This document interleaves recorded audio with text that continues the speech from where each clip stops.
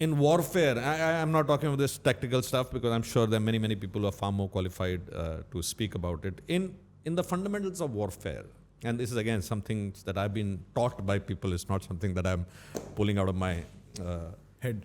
There are 5 elements. The first element is firepower. Firepower basically means more energy imparted on the target than what the target can absorb. Right? So this is not firepower for your hand. If your hand was here and I did like this, it's not firepower.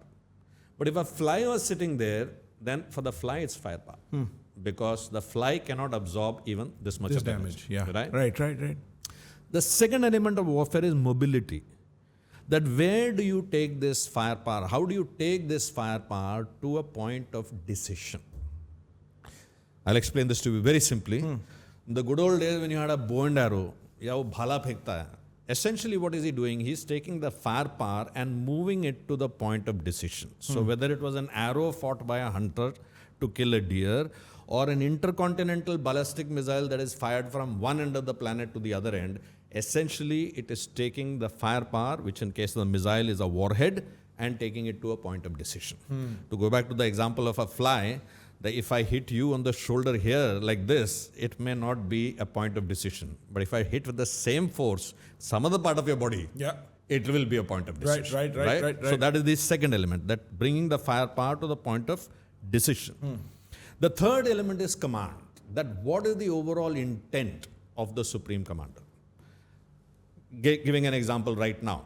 An example right now, the Prime Minister or whoever is the Supreme Commander of the operations, he is not going to say, okay, I want you to bomb this village, or I want you to do this. He'll say, I want a force projection done in such a manner that for the next 10 years, this country does not think about doing something like this. Or I want their industrial capacity to be weakened to such a level. Or I want internal foment to be created. Or I want diplomatic isolation to happen to such a... So this is the strategic command that is given. That this is what I want to do. I want to force project, or I want to clear a corridor of operations for the next 3 months in which I need complete air supremacy, whatever. It's an overall command. The control is actually making the rubber meet the road. These are actual officers who will say, okay, fine. The last 100 meters of any foreign policy of any country is going to be delivered, as we say very colloquially in the Indian Army, by Havaldar Santa Singh. He is the one who is going to deliver the last 100 meters.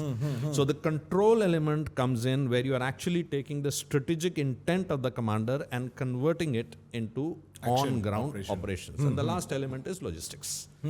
These 5 elements encompass warfare of any kind. Firepower, mobility, command, which is the overall plan, control, which is implementing it into bits and pieces, making each piece happen like a clockwork.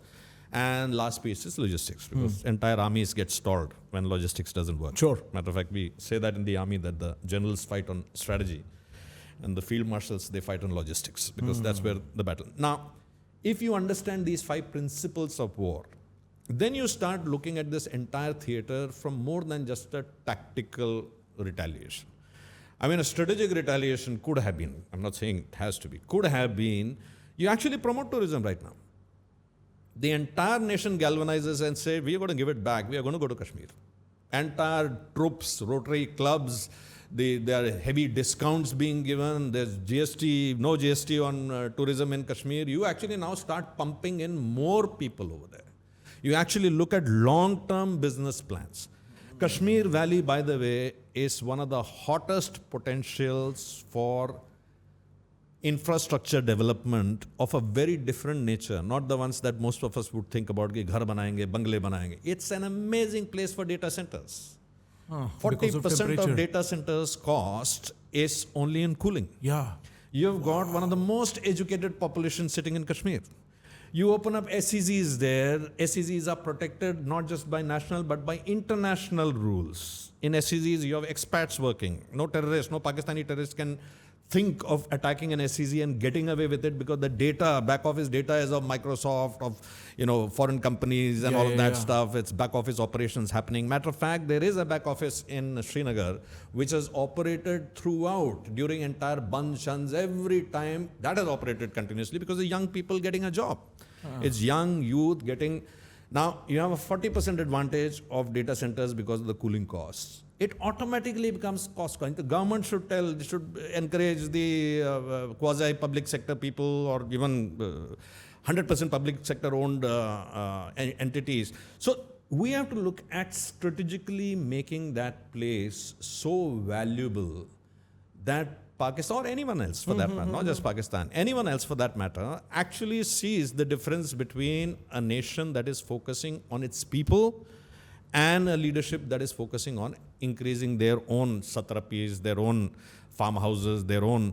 These are the kind of activities. I think we should build a dossier about every Pakistani general and leader and issue it to the Pakistani people that this is how your general's children are living. This is the way जो आपसे बोलते हैं शहादत करने के लिए.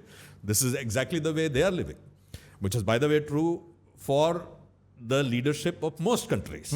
Most countries, the leadership, they live in a lifestyle which is exponentially more than the troops whom they asked to go and die to retain that lifestyle of theirs. So that's a reality.